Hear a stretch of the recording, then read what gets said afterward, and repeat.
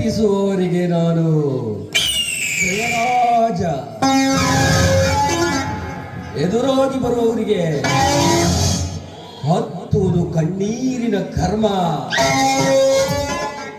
ಇದು ಈ ಜಯರಾಜನ ಮರ್ಮ.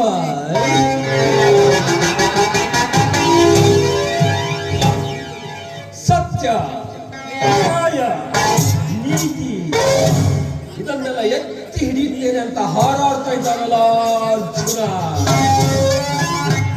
ಆತನಿಗೆ ಇವತ್ತು ಆ ಸತ್ಯ ಎನ್ನುವ ಎರಡಕ್ಷರ ಎಷ್ಟೋ ಸತ್ತು ಸುಡುಗಾಡು ಸೇರಿತು ಅಂತ. ಸತ್ಯ ಸತ್ಯ ಸತ್ಯ ಅಂತ ಆ ಸತ್ಯವನ್ನು ನಂಬಿಕೊಂಡ ಸತ್ಯ ಹರಿಶ್ಚಂದ್ರ ತನ್ನ ಹೆಂಡತಿ ಮಕ್ಕಳು ರಾಜ್ಯಭಾರವನ್ನು ಕಳೆದುಕೊಂಡು ಕೊನೆಗೆ ಸಿಕ್ಕಿದ್ದವನಿಗೆ ಮಾತ್ರ ಸ್ಮಶಾನ. ಅಂತಾದ್ರಲ್ಲಿ ಸತ್ಯ ಅಂತ ಮುಂದುವರಿತಾ ಇದ್ದಾನಲ್ಲ ಅರ್ಜುನ. ಅವನ ಹಠವನ್ನ ಬಿಡದೆ ಹೋದ್ರೆ ಅವನಿಗೆ ಚಟ್ಟ ಕಟ್ಟುವುದಂತೂ ನಿಶ್ಚಿತ. ಕುಲಕರ್ಣಿ, ಕುಲಕರ್ಣಿ ಎಲ್ಲ ಹಾಳಾಗಿ ಹೋದ್ಯೋ? ಎಲ್ಲಿ ಹೋಗಿದ್ರಿ ಸಹೋದರಿ ಕುಲಕರ್ಣಿ? ಅಂದಾಗ ಅರಸಿನದ ಊಟ ಕೂಳಕ್ ಹೋಗಿ ವರ್ಷದ ಕೂಳ್ಕೊಂಡ ಆಯ್ತು ನೋಡ್ರಿ. ಅಲ್ಲೋ ಕುಲಕರ್ಣಿ, ಏನೋ ನಿನ್ನ ಮಾತಿನ ಅರ್ಥ ನೋಡ್ರಿ ಸಾವುಕಾರ, ಅರ್ಥವಿಲ್ಲದ ಮಾತು ವ್ಯರ್ಥವಾಗುವಂತ ಕೆಲಸ ಈ ಕುಲಕರ್ಣಿ ಹೊಟ್ಟೆ ಸರಿ ಹೋಗುದಿಲ್ಲ ನೋಡ್ರಿ. ಅಂದಾಗ ಇವತ್ತು ದೊಡ್ಡ ಬೆಟ್ಟದ ಒಂದು ಸುದ್ದಿನ ನಮ್ಮ ಕೈಯಾಗ ಕಳ್ಸಿಕೊಟ್ಟಾನ ಅರ್ಜುನ. ಅದಕ್ಕೆ ಲೇಟ್ ಆಯ್ತು ನೋಡಿ.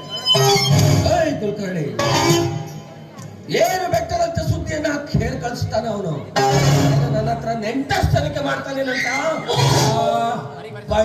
ಏನು ಅರಿಯದ ನನ್ನ ತಂಗಿ ಶೀಲಾಳಲ್ಲಿ ಈ ರೀತಿಯ ವಿಷಯವನ್ನ ಕೇಳಿ ಅವಳ ತಲೆಯಲ್ಲಿ ಯಾವ ಪ್ರೀತಿಯ ಹುಚ್ಚು ಹಿಡಿಸೋದಕ್ಕೆ ನನಗೆ ಇಷ್ಟ ಇಲ್ಲ.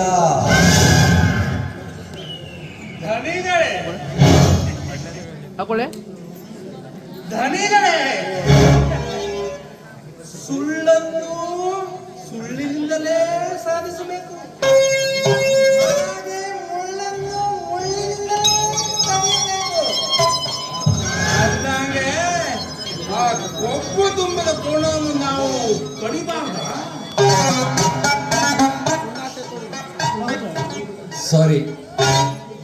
ಸರಿ ಆಗಿದ್ರೆ ಶೀಲಾ, ಶೀಲಾ,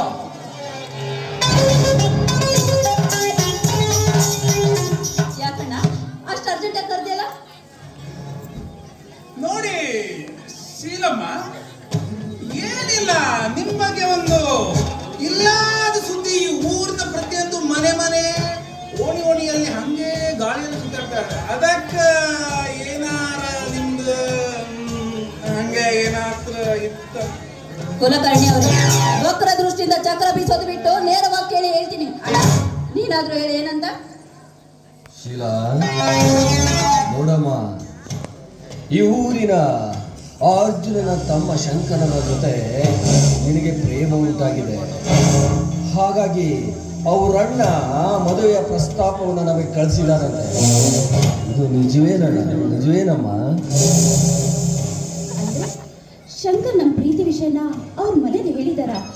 ಅವ್ರ ಮನೇಲಿ ಹೇಳಿ ಒಪ್ಪಿಸಿದ್ದಾರೆ ಅನ್ಸುತ್ತೆ. ಅದಕ್ಕೋಸ್ಕರ ಇವ್ರು ಬಂದಿದ್ದಾರೆ. ನಾನು ಈಗ ಇಲ್ಲ ಅಂತ ಹೇಳಿದ್ರೆ ನಮ್ಮ ಪ್ರೀತಿ ಮುರಿದು ಬೀಳುತ್ತೆ. ಅದಕ್ಕೆ ನಾನು ಒಪ್ಕೊಳ್ಳೇಬೇಕು.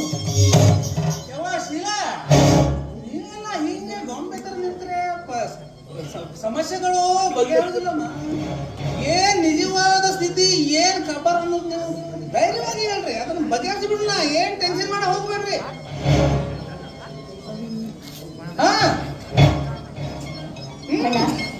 ನಾನು ಶಂಕರು ಕಾಲೇಜಿನಲ್ಲಿ ಒಬ್ರಿಗೊಬ್ರು ತುಂಬಾ ಪ್ರೀತಿಸಿದ್ವಿ. ನಮ್ಮ ಪ್ರೀತಿ ಮದುವೆ ಅಂತಕ್ಕೂ ಬಂದಿತ್ತು. ಇದನ್ನ ನಾನೇ ಹೇಳ್ಬೇಕಂತಿದ್ದೆ, ಆದ್ರೆ ನೀನೇ ಕೇಳ್ಬಿಟ್ಟೆ ಅಲ್ಲ.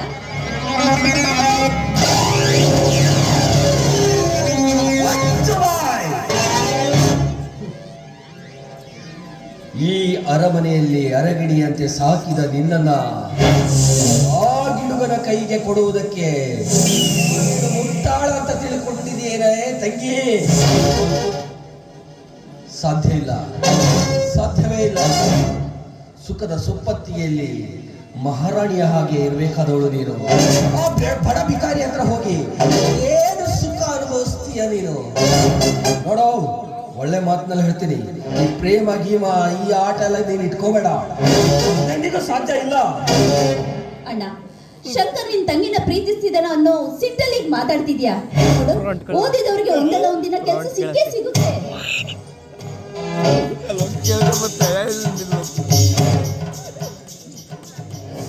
ನೋಡು ಶೀಲಾ, ಒಳ್ಳೆ ಮಾತಿನಲ್ಲಿ ಹೇಳ್ತಾ ಇದ್ದೀನಿ. ನಾಯಿಯನ್ನ ತೆಗೆದುಕೊಂಡು ಹೋಗಿ ಪಲ್ಲಕ್ಕಿಯಲ್ಲಿ ಮೆರವಣಿಗೆ ಮಾಡಿದ್ರು ಕೂಡ ಕೊನೆಗೆ ಅದು ನೋಡುವುದು ಮನಸ್ಸನ್ನೇ. ಆ ಶಂಕರ ನಮ್ಮ ಆಸ್ತಿಯ ಮೇಲೆ ಕಣ್ಣಿಟ್ಟು ನಿನ್ನ ಜೊತೆ ಕಪಟ ಪ್ರೇಮವನ್ನು ಆಡ್ತಾ ಇದ್ದಾನೆ. ಎಚ್ಚರ. ನಾನು ಶಂಕರ್ ಒಬ್ರನ್ನೊಬ್ರು ಪ್ರೀತಿಸ್ತಿದೀವಣ್ಣ. ಇದು ನಾನು ಆಗ್ಲೇ ನಿನಗೆ ಹೇಳಿದ್ದೀನಿ. ಅವ್ರು ಒಂದಲ್ಲ ಒಂದಿನ ಕೆಲಸ ಸಿಕ್ಕೇ ಸಿಗುತ್ತಣ್ಣ. ನೋಡಮ್ಮ, ಒಂದು ಮಾತೈತ್ರಿ, ಏನಂತಂದ್ರೆ ತಲೆ